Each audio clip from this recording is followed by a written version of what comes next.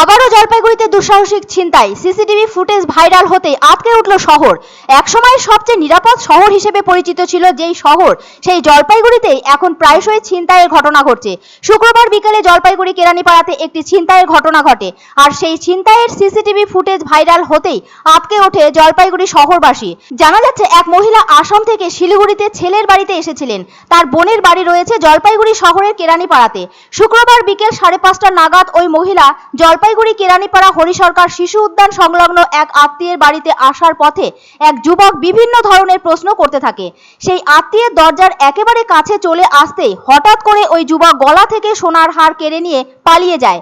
ওই সময় ওই যুবকের আরেক সহযোগী স্কুটি নিয়ে উপস্থিত ছিল।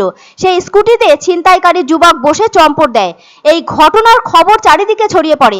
এলাকাবাসীরা শহরের নিরাপত্তা নিয়ে প্রশ্ন তোলেন। সিসিটিভি ফুটেজ কিছুক্ষণের মধ্যেই ভাইরাল হয়ে যায়। সন্ধ্যার পর জলপাইগুড়ি কোতোয়ালি থানায় অভিযোগ দায়ের করা হয়। যেই আত্মীয়ের বাড়িতে ওই মহিলা এসেছিলেন, তিনি এই বিষয়ে বিস্তারিত জানান। অন্যদিকে প্রতিবেশী সুদীপ দে বলেন, জলপাইগুড়িতে ইদানিং ছিনতাইয়ের ঘটনা বেড়ে গেছে। আমরা থানায় এসে এই বিষয়ে অভিযোগ দায়ের করেছি। আমরা চাই পুলিশ তদন্ত করে দোষীদের বিরুদ্ধে কঠোর ব্যবস্থা নিক। তিনি আরো বলেন, বর্তমানে কর্মসংস্থানের সুযোগ কমেছে, সেই কারণেও ছিনতাইয়ের ঘটনা বেড়ে থাকতে পারে। উল্লেখ্য, জলপাইগুড়ি পৌরসভার 18 নম্বর ওয়ার্ডে আগেও এই ধরনের ঘটনা ঘটেছে। স্থানীয় বাসিন্দারা চাইছেন পুলিশ প্রশাসন যেন দ্রুত দোষীদের গ্রেপ্তার করে ওই মহিলার সোনার গয়না ফিরিয়ে দেয়। আরো জানা যাচ্ছে, এদিন জলপাইগুড়ি শান্তিপাড়া বাস স্ট্যান্ডে নেমে ওই মহিলা কেরানীপাড়াতে বোনের বাড়িতে আসছিলেন। হরিসরকার পার্কের কাছে এক যুবক তাকে বিভিন্ন প্রশ্ন করতে থাকে। ওই মহিলা বোনের বাড়ির দরজার সামনে আসলে ওই যুবকও সেখানে চলে আসে। কালভার্টে দাঁড়িয়ে গ্রিলের গেট খোলার সময় তার গলার চেন টেনে খুলে নেয় ওই যুবক। তারপর কাছেই থাকা আরেক সহযোগীর স্কুটিতে চেপে চম্পট দেয়। এই ঘটনার সিসিটিভি ফুটেজ ধরা পড়ে প্রতিবেশীর বাড়িতে থাকা ক্যামেরায়।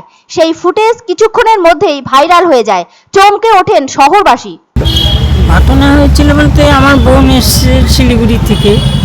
ও শান্তিপাড়ায় নেমে ও টোটো ধরে কেরানীপাড়ায় আর কি ঢুকবে। ও কেরানীপাড়া মোড়টাতে নেমে গেল আর কি। ওখান থেকে হেঁটে হেঁটে আসছে কেরানীপাড়া পার্কের পাশে আমাদের বাড়ি। ওখানে কোন পার্ক? হরিসরকার পার্ক। ওখান থেকে একটা ছেলে ওর পিছু নেয় আর কি। ওর সাথে গল্প করতে করতে আমার বাড়ি পর্যন্ত আসে। তারপরে তো ছিনতাইকারী গল্প করছিল। ওকে নানান অচেনা লোকের সাথে কথা বললো আপনার বোন? হ্যাঁ, অচেনা তো উনি? হ্যাঁ, কথা অচেনাই। ও বলছে যে আমি তো আপনাকে, ও না বলছে কোথা থেকে আসছেন, কার বাড়ি যাবেন, হ্যাঁ, অ্যাড্রেস চাচ্ছে। বলছে আমার ফোন নাম্বার নাই, আমার ফোন নাই। তো ওই পিচ আসছে। আসার পরে আমার গেটটা খুললো, বাড়ির গেটটা খুলে ও আমার কলিং বেল আর কি উঠলো আর কি বোনটা। ও তখনই ছেলেটা এই কাজ করলো, গলা থেকে নিয়ে। আর একটা টোটো পিছ আসছিল, টোটোটাও দেখলো বাড়ির আশপাশে, বাড়ির সামনে।